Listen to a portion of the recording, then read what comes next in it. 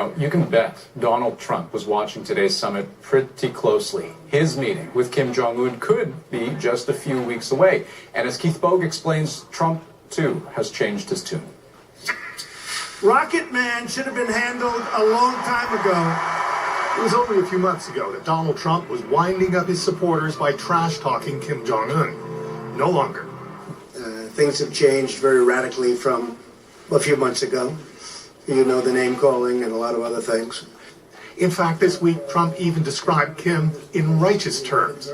He really has been very open and I think very honorable from everything we're seeing.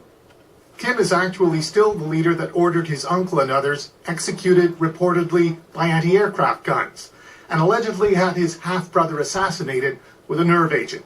He still rules what's arguably the world's most authoritarian state. What's changed during Trump's time in office, though, is that Kim has brought his country's nuclear weapons development to its final stages, testing long-range missiles and claiming to have a hydrogen bomb. That, in spite of Trump's threats to bring down fire and fury on North Korea if it continued its nuclear program. Kim seems to have forced his way into a stronger negotiating position. It's never gone like this. It's never gone this far. Trump says previous presidents have been played by North Korea, and so he was asked how he could be sure he isn't being played right now. Yeah, I agree. The United States has been played beautifully like a fiddle because you had a different kind of a leader. We're not going to be played, okay? He seems to view the North Korea problem in unusually personal terms, as though it might be his historic great man moment. I think I have a responsibility to see if I can do it. And if I can't do it, it'll be a very tough time for a lot of countries and a lot of people. It's certainly something that I hope I can do for the world.